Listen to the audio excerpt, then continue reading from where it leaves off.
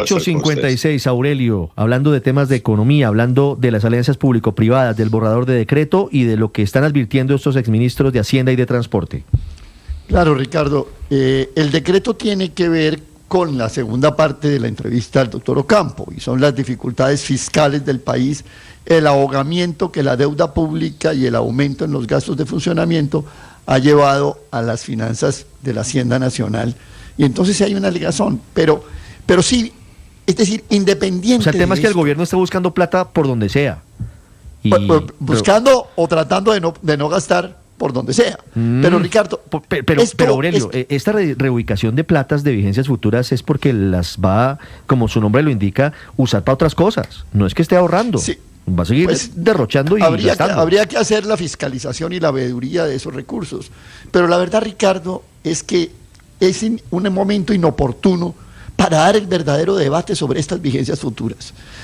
Por ejemplo, en 31 proyectos 4G, las vigencias futuras son el 55% del valor de los proyectos. Y eso no lo recupera el gobierno, ni el Estado, ni los contribuyentes. Eso son vigencias futuras a fondo perdido.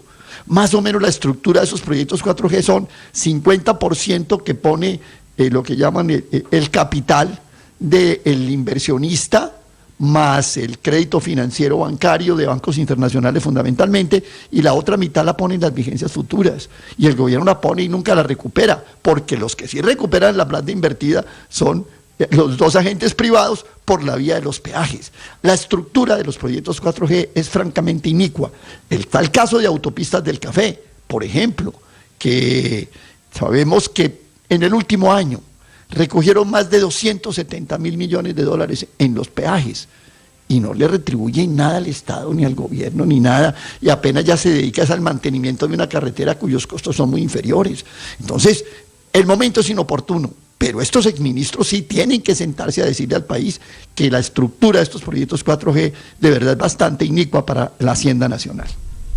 8:59 minutos. Pero sabe, Ricardo, que esto de las vigencias futuras, la molestia del presidente Petro con esto no es nueva y viene de hace 2, 3 años, como que me parece una repetición de lo que cada año se oye decir, y es que el presidente, cuando ve las cuentas de lo que tiene su gobierno y de lo que puede hacer en cada año, se molesta mucho porque lo de las vigencias futuras, y parece que en las reuniones dice cosas como del estilo de: ¿yo por qué tengo que gastarme la plata en planes que no son de mi gobierno, sino que vienen de gobiernos anteriores? Y uno entiende la molestia, pues por supuesto, probablemente a todo el mundo le pasaría, pero son compromisos, es la ley y eso hay que cumplirlo, tanto los compromisos como la ley. Si si dan el paso, Ricardo, con este decreto, que ya el ministro Campo confirmaba que en su opinión también quienes lo firmen incurrirían en faltas, yo no sé, disciplinarias, fiscales, yo no sé si penales.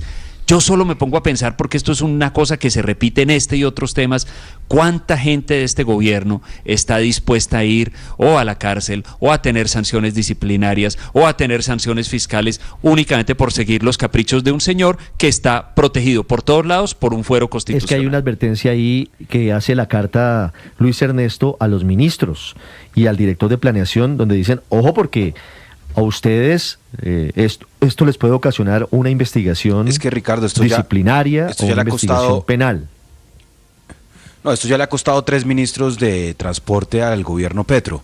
Algo parecido con los pasaportes está pasando con el tema de las vigencias futuras. Mire, el ministro Camargo, la ministra María Constanza, ellos salieron justamente porque no estaban dispuestos a este capricho de no honrar contratos firmados, que básicamente pues eso es una responsabilidad del funcionario que lo haga, y los contratos firmados pues tienen unas vigencias futuras. Puede que el presidente en su reflexión sobre las vigencias futuras tenga razón en un par de proyectos. Son proyectos, la mayoría de los proyectos están andando y funcionando.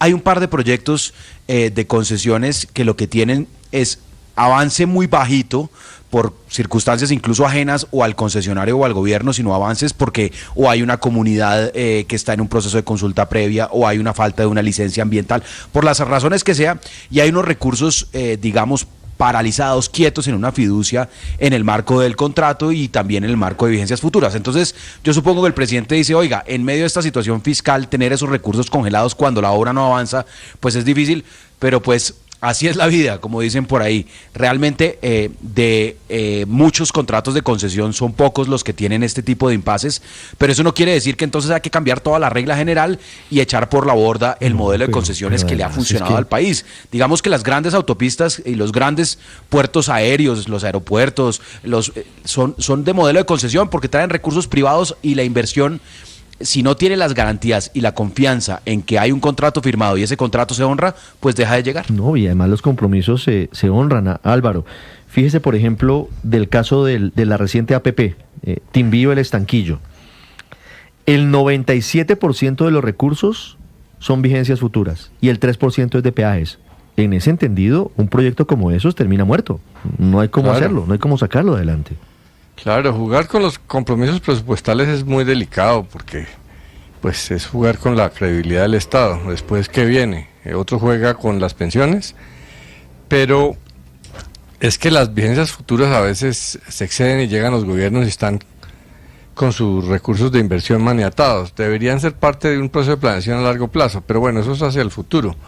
Ahora es resultado del ahogamiento fiscal, porque oímos razones de todo tipo, que es que se está gastando demasiado. Es posible, los gobiernos de izquierda tienden a gastar más, pero desfinanciar al Estado es igualmente malo o peor.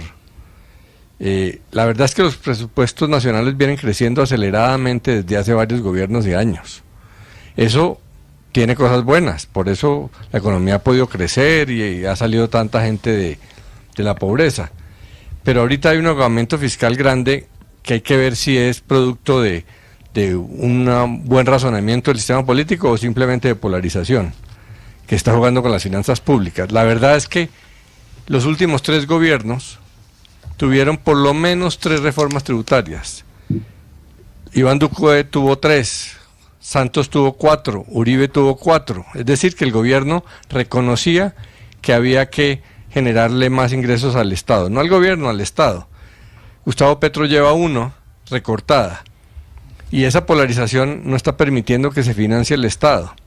Sí, es posible que Petro deba hacer recortes, que esté muy alto el presupuesto, pero hay que refinanciarlo porque está totalmente desfinanciado y el Congreso cree que políticamente eso le conviene, pero ahí los que sufren son los colombianos, porque al final esa plata en mucho tiene que ver con inversión Álvaro, social y con inversión de desarrollo. No, tiene razón, entonces Álvaro. tenemos que salir de esta polarización simplista en el tema del presupuesto. Pero, Álvaro, ojalá, y si no se hace ahora, eso le va a explotar al próximo gobierno. Imaginen un pobre gobierno que llega y tiene que arrancar con una super reforma tributaria. No veo intenciones. La senadora Angélica Lozano ayer salió muy desencantada de una reunión con el gobierno porque dice, esto se fue así y el gobierno no quiere transigir, no quiere ceder. Al final una negociación es que todos ponen o todos ceden. Siempre lo mismo dice el gobierno. El problema es que esta bomba fiscal le va a explotar al próximo gobierno. Eso es un hecho arrancando, objetivo. Que lo va a hacer impopular desde los primeros meses, porque una reforma muy dura, pues es muy dura para una sociedad. 5 minutos, así es, Pero, María Consuelo, para finalizar. Al tema de las asociaciones público-privadas, es importante recordar, Ricardo, que no son solamente para infraestructura vial, pueden ser también para hospitales, para colegios, para servicios sociales, y lo que permiten las asociaciones público-privadas es trabajar para acelerar este tipo de inversiones cuando existe la necesidad, acelerarlas de alguna manera pensando en que es un crédito que se establece a título de la nación con presupuestos futuros o con vigencias presupuestales futuras.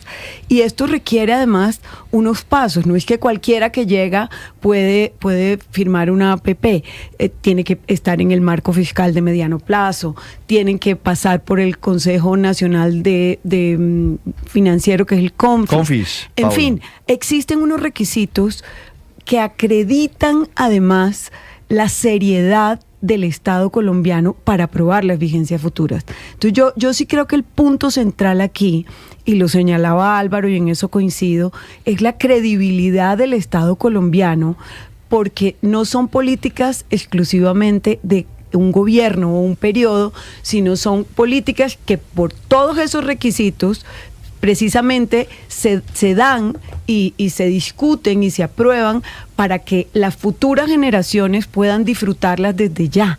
Entonces, no hay que pensar en la mezquindad política de que yo quiero más plata para poder gastar en mis propios proyectos, sino en la necesidad hay que de pensar avanzar a mediano plazo, como hay que sociedad. pensar en el futuro. Exactamente, Y eso, de avanzar como sociedad. Sí. No solamente cuando se aprueban, sino también cuando hay que honrarlas. eso lamentablemente no está pasando. 9, Es que es 7 una minutos. deuda. Paola, para finalizar, Exacto. miren la Es actualización una de las deuda, noticias María del mundo. Consuelo, Ricardo, que además aprobó el gobierno, como bien señala María Consuelo en un CONFIES, que es un Consejo Superior de Política Económica y Fiscal, que integra y encabeza el propio ministro de Hacienda del gobierno y también ahí el director de Planación Nacional.